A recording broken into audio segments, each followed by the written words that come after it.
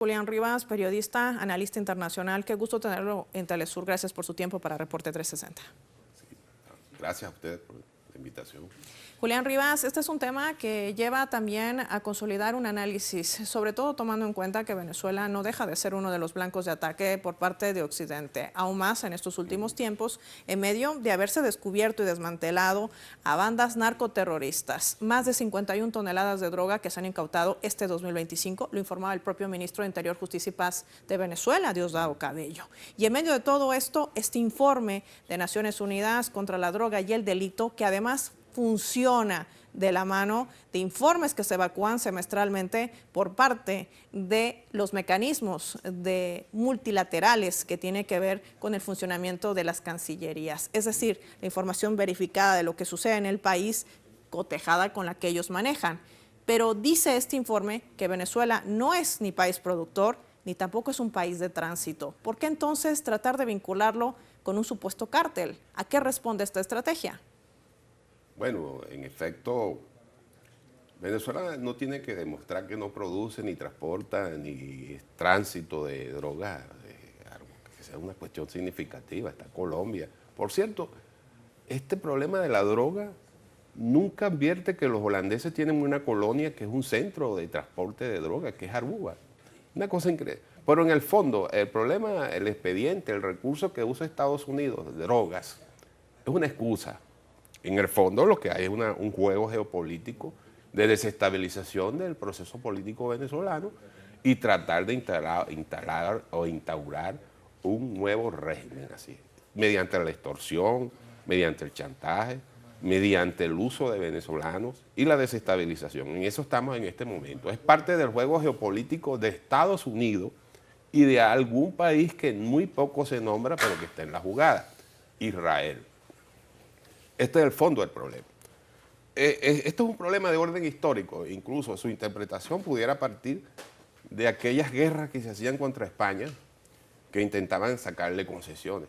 Aquí se está tratando de reeditar un tratado de Utrecht, donde no podemos ni saludar, en caso de que tenga éxito, ni a Rusia, ni a Irán, ni a Corea del Norte, ni a China, y que Venezuela vuelva al redil y la hegemonía estadounidense y deje de ser un país con deseo de ser soberano, independiente y adscrita a los intereses nacionales, que son los que debemos defender. Entonces, esto es un juego del señor Trump partiendo de una situación específica.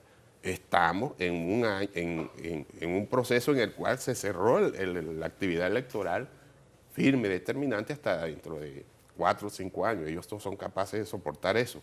Una estrategia que además se ha trazado con otro tipo de narrativas en otros países del mundo, por ejemplo en Oriente Medio, para generar la invasión en Irak, para desestabilizar a la región de Asia Occidental, sobre todo, tratando de instaurar la supuesta obtención de armas químicas, que en el final no existía absolutamente nada. Sobre esto hablaba también el presidente de Venezuela, Nicolás Maduro. ¿Cómo funciona esta guerra cognitiva, esta narrativa de guerra implementada contra Venezuela? Veamos.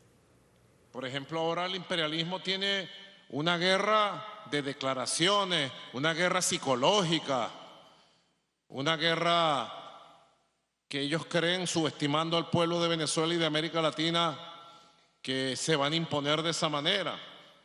Ellos allá con su guerra de declaraciones, anuncios, mentiras, fake news, allá ellos con su guerra, acá nosotros con nuestra victoria, con nuestra paz, con nuestros avances, con nuestros planes, con la verdad de Venezuela.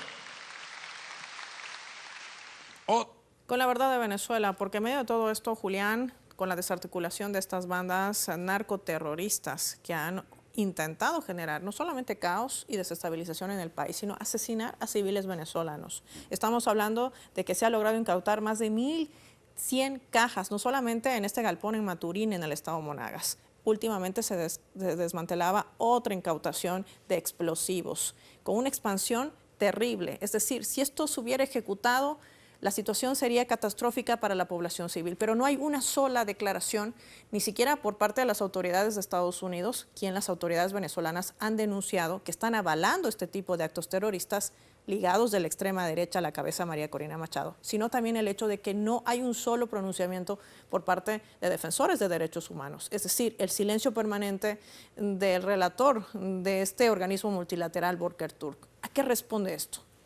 Bueno, en efecto hay un colapso de Naciones Unidas, no podemos esperar que tenga una posición en relación a Venezuela. Y por lo demás tienen los agentes internos y tienen un peligroso expediente de guerra proxy.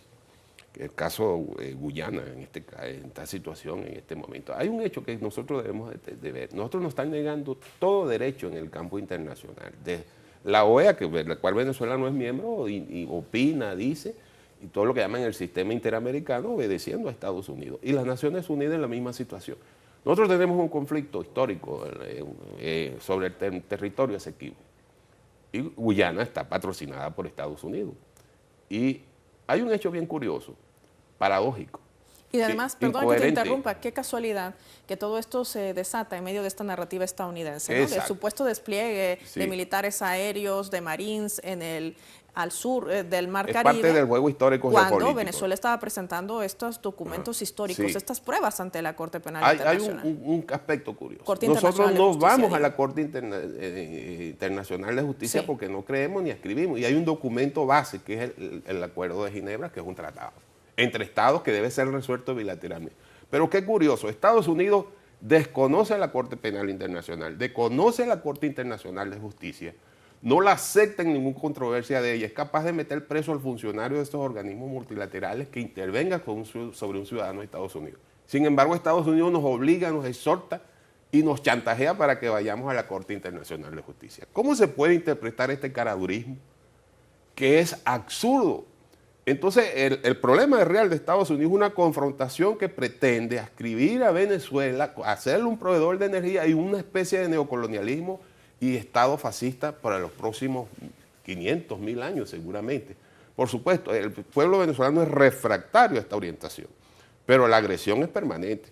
Cerco económico, bloqueo, agresión directa, estimulación al terrorismo, y persecución a los migrantes. Es decir, hay una política contra Venezuela que es la continuación del gobierno del señor Biden acentuada con el señor Trump. El señor Trump quiere cambiar todo el mundo y tiene una agenda para Venezuela y pasa por la desestabilización recurriendo al expediente narcotráfico, droga. ¿Qué tan importante será la unidad que han demostrado, por cierto, no solamente los pueblos latinoamericanos, sino también los organismos sociales, defensores de derechos humanos, de derechos civiles, que tras esta nueva agresión contra Venezuela, contra la revolución bolivariana y contra el presidente Nicolás Maduro, han expresado un sinfín de comunicados? Es decir, han salido al frente para decir basta de este tipo de imposiciones, de chantaje, inclusive de intromisión, y generar un intento de zozobra que no ha logrado generar en Venezuela, ni aislarla, digo, de un principio desde el año 2015, cuando el entonces presidente de Estados Unidos, Barack Obama, declaraba a Venezuela como una amenaza inusual extraordinaria para la seguridad de los Estados Unidos, lo que generó este bloqueo, esta imposición de medidas unilaterales. Sí, bueno, en efecto, Estados Unidos tiene una decadencia económica y una decadencia diplomática. Está en una situación que quiere reconfigurar su orden en el hemisferio y particularmente en el Caribe. El Caribe ellos lo llaman Mar Nostrum, un Caribe del cual ellos accedieron fue a comienzos del siglo XIX. De otra manera no tuviéramos presencia norteamericana en el Caribe ni en lo que ellos llaman el Golfo de América, ya no Golfo de México. Es decir, es un empeño en un país que está estratégicamente bien ubicado. No solo tiene recursos, tiene ubicación estratégica fundamental, que incluso es la cabeza de Sudamérica, es el país más próximo a Europa.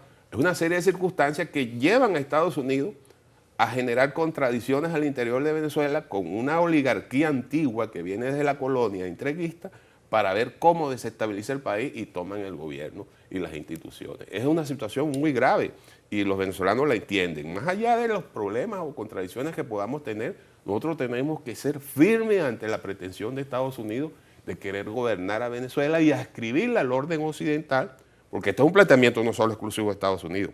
Tras esta maniobra están la Unión Europea y sus países aliados concentrados en la OTAN. Sí, sin lugar a dudas. Y Exacto. además el hecho de que las condiciones han cambiado, ¿no? Ni los Sí. venezolanos están dispuestos a entregar, yo creo que uno de los baluartes más preciados como es la paz, ni la región latinoamericana, a preservar esa proclama de la CELAC del año 2014 que reseñaba a esta región como una zona de paz. Julián Rivas, gracias por tu tiempo, por habernos acompañado hoy en nuestros estudios de Telesur. A la orden, pues.